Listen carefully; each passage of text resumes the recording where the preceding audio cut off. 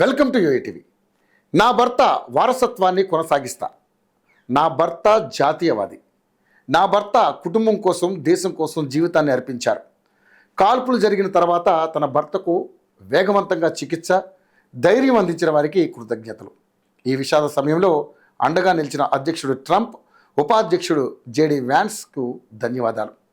ఏడుస్తూనే ఎరిక తన భర్త చార్లీ కిర్క్ కూర్చునే సీటు పక్కన ఖాళీ చైర్ దగ్గర నిలబడి ప్రసంగించింది. ప్రస్తుతం అంతర్జాతీయంగా ఈ స్పీచ్ వైరల్ అవుతోంది. అసలు ఎవరి చార్లీ కిర్క్? ఆయన్ను ఎవరు చంపారు? దీని వెనక విదేశీ కుట్ర ఉందా? ఇంతకీ అతని భార్య ఏం కోరుకుంటున్నారు అనేది ఈ స్టోరీలో తెలుసుకుందాం.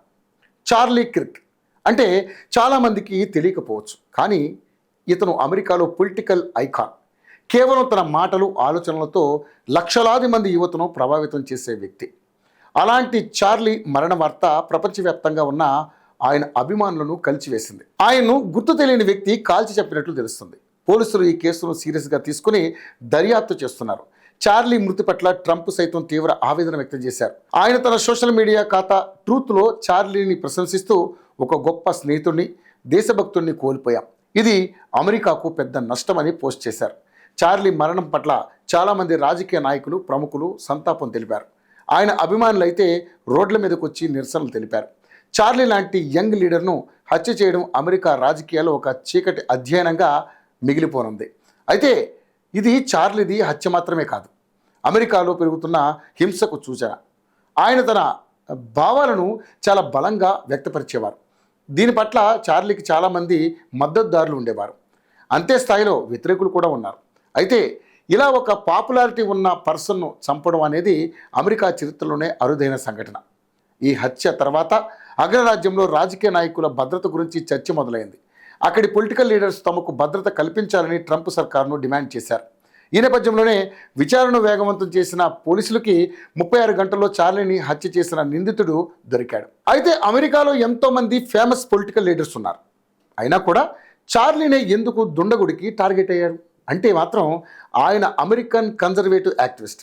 ఆయన యుఎస్ఏ అనే సంస్థను స్థాపించాడు. దీని ప్రధాన ఉద్దేశం అమెరికాలోని యూనివర్సిటీలు, కాలేజీల్లో కన్జర్వేటివ్ భావాలను ప్రచారం చేయడం.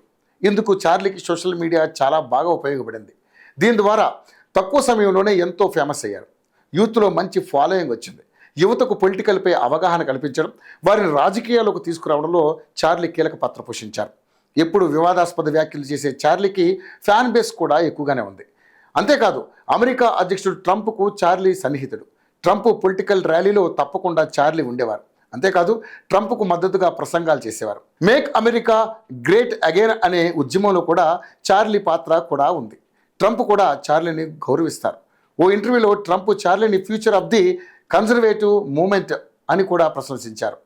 ఆ తర్వాతే ఈ హత్య జరిగింది. దీంతో ట్రంప్ వ్యతిరేకులే చార్లీని చంపి ఉంటారని అనుకున్నారు.